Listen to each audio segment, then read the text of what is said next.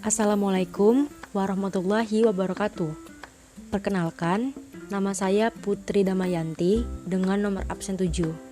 Di sini saya akan menjelaskan mengenai pengertian media pembelajaran.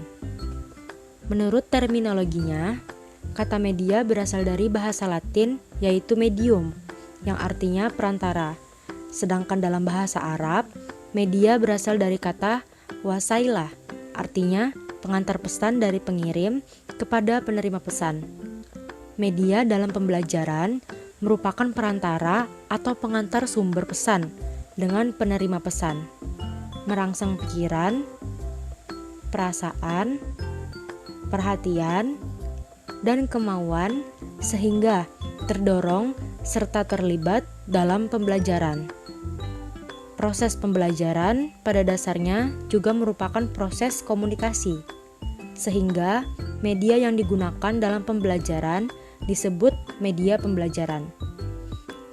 Ada juga batasan mengenai pengertian media dalam pembelajaran atau media yang digunakan dalam proses pembelajaran.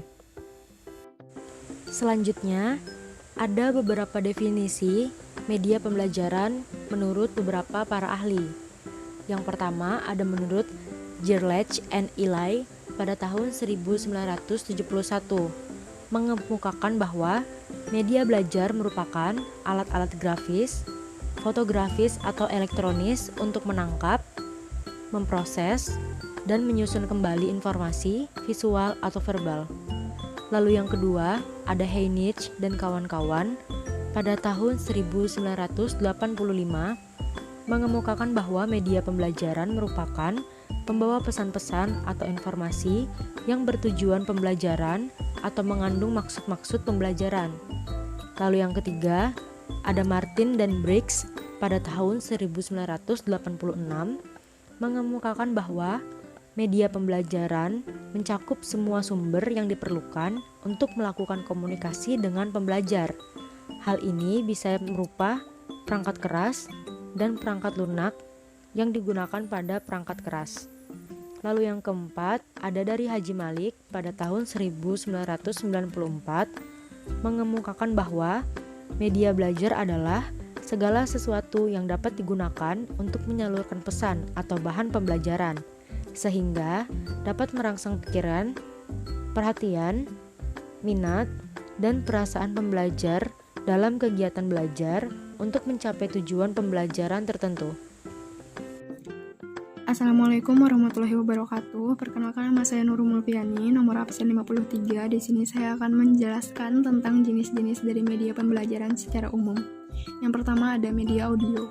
Media audio merupakan media yang menggunakan indera pendengaran sebagai perantara dalam menyampaikan isi media atau mengandalkan suara saja dalam penggunaannya. Media yang termasuk audio antara lain adalah radio, rekaman suara, piringan hitam, dan lain-lain. Yang kedua, media visual. Media visual merupakan media yang menggunakan indera penglihatan sebagai perantara atau dalam penyampaian isi media. Media visual ini terbagi menjadi 2 dimensi dan media 3 dimensi. Media visual 2 dimensi adalah media yang hanya memiliki ukuran dimensional, panjang, dan lebar, atau media yang hanya dapat dilihat dalam bidang datar. Contoh media yang termasuk ke dalam media 2 dimensi adalah media grafis.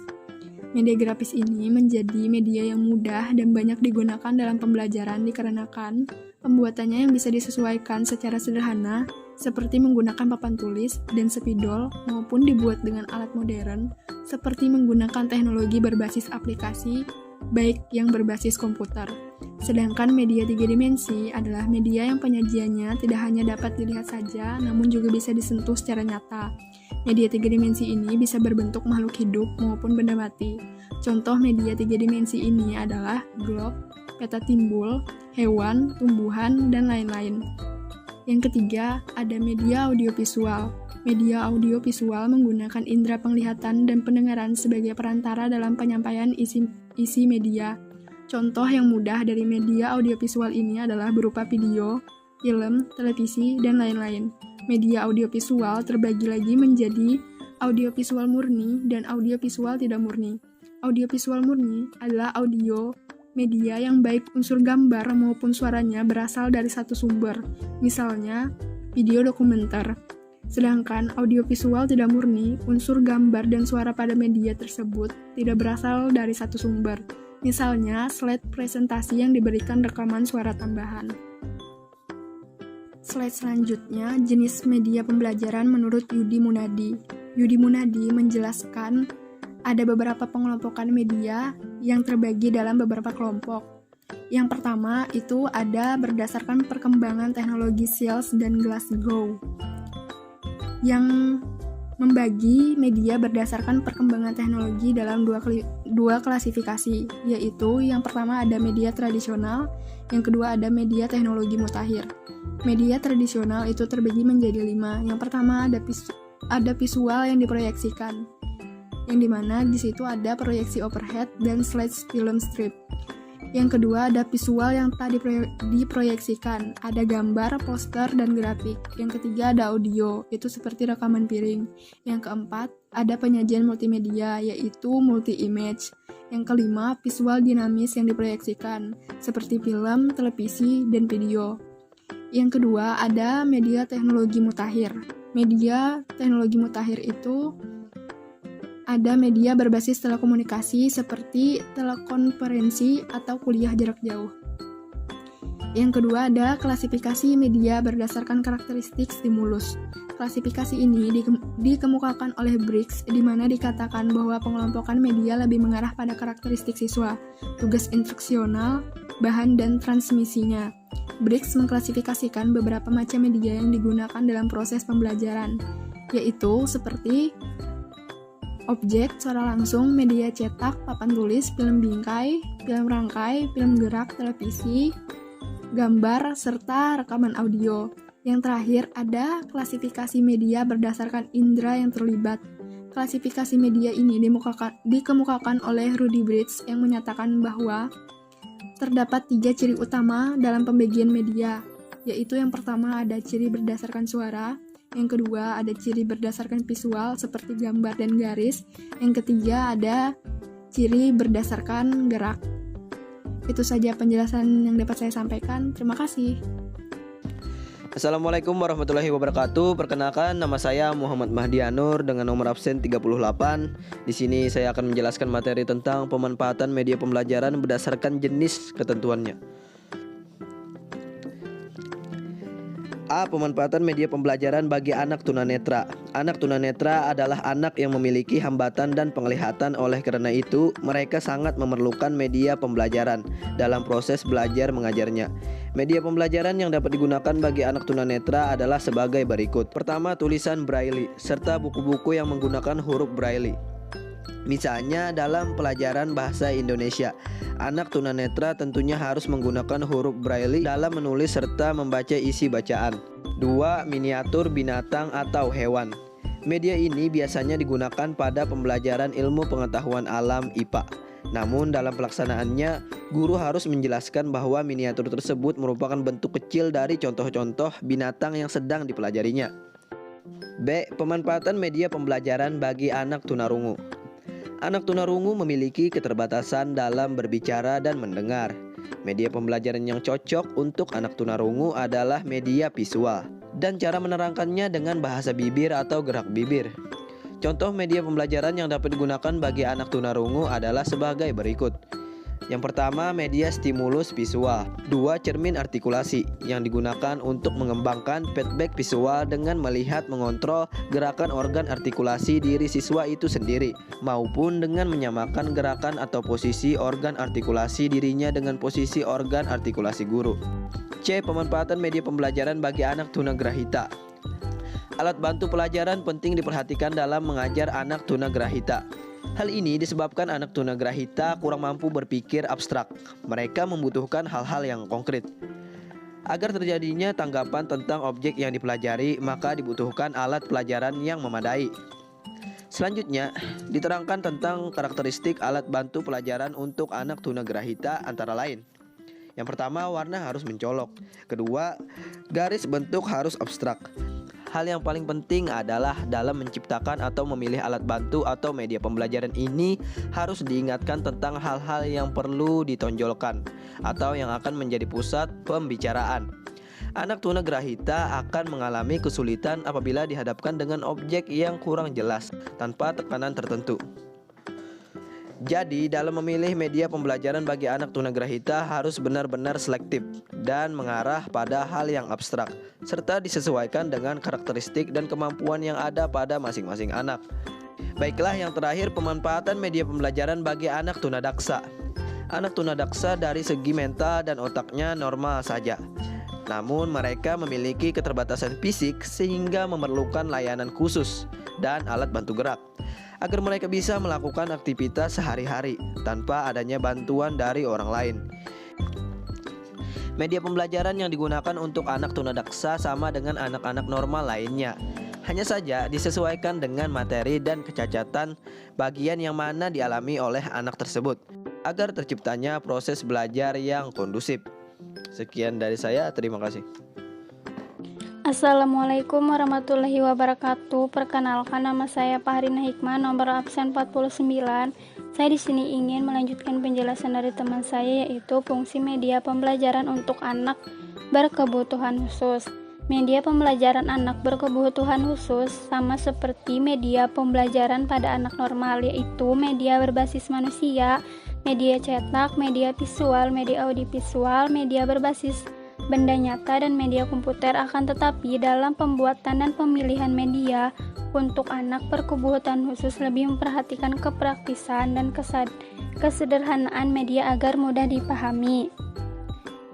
Yang fungsi media pembelajaran untuk anak tunagrahita: yang pertama, masuk media; yang kedua, lihat kompetensi dasar dan indikator; yang ketiga, mengenal origami; yang keempat, belajar seni origami.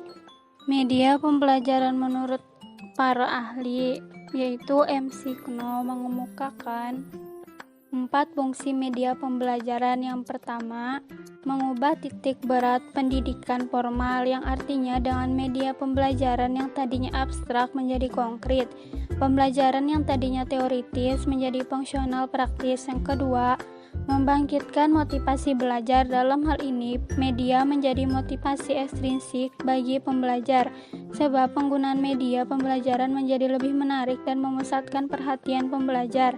Yang ketiga, memberikan kejelasan agar pengetahuan dan pengalaman pembelajar dapat lebih jelas dan mudah dimengerti, maka media dapat memperjelas hal itu. Yang keempat, memberikan stimulus belajar, terutama rasa ingin tahu pembelajar. Daya ingin tahu perlu dirangsang agar timbul rasa keingintahuan yang harus dipenuhi melalui penyediaan media. Menurut Rotri, dalam mengemukakan 6 fungsi media pembelajaran, yaitu yang pertama, membangkitkan motivasi belajar; yang kedua, mengulang apa yang telah dipelajari; yang ketiga, menyediakan stimulus belajar; yang keempat, mengaktifkan respon siswa; yang kelima, memberikan umpan balik dengan segera; yang keenam, menggalakkan latihan yang serasi. Menurut Levy dan Lenz, mengemukakan 4 fungsi media pembelajaran, khususnya media visual, yaitu yang pertama, fungsi atensi. Media visual merupakan inti, yaitu menarik dan mengarahkan perhatian siswa untuk berkonsentrasi kepada isi pembelajaran yang berkaitan dengan makna visual yang ditampilkan atau menyertai teks materi pelajaran. Yang kedua, fungsi afektif. Media visual dapat terlihat dari tingkat kenikmatan siswa ketika belajar membaca teks yang bergambar. Gambar atau lambang visual dapat menggugah emosi dan sikap siswa, misalnya informasi yang menyangkut masalah sosial atau ras. Yang ketiga, fungsi kognitif. Media visual terlihat dari temuan-temuan penelitian yang mengungkapkan bahwa Lambang visual atau gambar memperlancar tujuan untuk memahami dan mengingat informasi atau pesan yang terkandung dalam penelitian yang mengungkapkan bahwa lambang visual atau gambar memperlancar pencapaian tujuan untuk memahami dan mengingat informasi atau pesan yang terkandung dalam gambar. Yang keempat, fungsi kompensatoris. Media pembelajar terlihat dari hasil penelitian bahwa media visual yang memberikan konteks untuk memahami teks membantu siswa yang lemah dalam membaca untuk mengorganisasikan informasi dalam teks dan mengingatnya kembali. Dengan kata lain, media pembelajaran berfungsi untuk mengakomodasikan siswa yang lemah dan lambat menerima dan memahami isi pembelajaran yang disajikan dengan teks atau disajikan secara verbal. Assalamualaikum warahmatullahi wabarakatuh. Perkenalkan, nama saya Siti Nurbainah dengan nomor absen 52. Di sini saya akan menjelaskan tentang model pembelajaran kurikulum untuk anak ABK. Pada pendidikan, kurikulum harus disesuaikan dengan karakteristik anak berkebutuhan khusus. Menurut Kementerian Pendidikan Nasional 2010 ada 4 model pengembangan kurikulum untuk anak berkebutuhan khusus, yaitu yang pertama model duplikasi, yang kedua model modifikasi, yang ketiga model substitusi, dan yang keempat ada model omisi. Untuk yang pertama model duplikasi, yaitu memberlakukan kurikulum untuk anak berkebutuhan sama dengan kurikulum yang digunakan untuk anak normal, yaitu pada komponen tujuan, materi, proses, dan evaluasi. Hal tersebut dilakukan apabila anak berkebutuhan khusus mampu menjalani kurikulum yang sama dengan anak normal lainnya. Yang kedua, model modifikasi. Berarti cara pengembangan kurikulum dengan memodifikasi kurikulum umum yang diberlakukan untuk siswa-siswa reguler diubah untuk disesuaikan dengan kemampuan siswa berkebutuhan khusus. Dengan demikian, siswa berkebutuhan khusus menjalani kurikulum yang sesuai dengan kebutuhan dan kemampuannya. Modifikasi dapat diberlakukan pada 4 komponen pembelajaran seperti 1. Modifikasi tujuan. Berarti tujuan pembelajaran yang ada dalam kurikulum diubah untuk disesuaikan dengan kondisi anak berkebutuhan khusus, baik berkaitan dengan SKL, SKKD, dan indikator. Yang kedua, modifikasi materi. Bisa berkaitan dengan keluasan, kedalaman, dan atau tingkat kesulitan. Artinya anak berkebutuhan khusus mendapatkan materi pembelajaran yang tingkat kedalaman, keluasan, dan kesulitannya berbeda lebih rendah dari materi anak reguler. Yang ketiga, modifikasi proses. Berarti ada perbedaan dalam kegiatan pembelajaran yang dijalani oleh anak berkebutuhan khusus dengan anak reguler. Modifikasi proses dapat berupa penggunaan metode mengajar, lingkungan setting belajar, waktu belajar, media pembelajaran, sumber belajar, dan lain-lain. Jadi anak berkebutuhan khusus mempunyai strategi dan media pembelajaran khusus yang disesuaikan dengan kemampuannya. Yang keempat, modifikasi evaluasi. Berarti adanya perubahan dalam sistem penilaian untuk disesuaikan dengan kondisi anak berkebutuhan khusus. Evaluasi perubahan bisa dalam bentuk soal ujian, waktu ujian, teknik atau cara ujian, atau tempat ujian, dan lain-lain. Yang ketiga, model substitusi, yaitu mengganti sesuatu dalam kurikulum dengan sesuatu yang lain. Penggantian dilakukan karena hal tersebut tidak mungkin diberlakukan kepada anak berkebutuhan khusus, tetapi bisa diganti dengan yang sepadan, memiliki nilai yang kurang lebih sama. Penggantian bisa berupa tujuan pembelajaran, materi, proses, dan evaluasi. Yang terakhir, model omisi, yaitu menghilangkan sesuatu, bagian, atau keseluruhan dari kurikulum umum, karena hal tersebut tidak mungkin diberikan kepada anak berkebutuhan khusus. Artinya, sesuatu yang ada dalam kurikulum umum tidak disampaikan atau diberikan kepada anak berkebutuhan khusus, karena sifatnya terlalu sulit atau tidak sesuai dengan kondisi anak. Bedanya dengan substitusi adalah jika substitusi adanya materi pengganti yang sepadan, sedangkan model omisi tidak ada materi pengganti. Sekian dari saya. Terima kasih.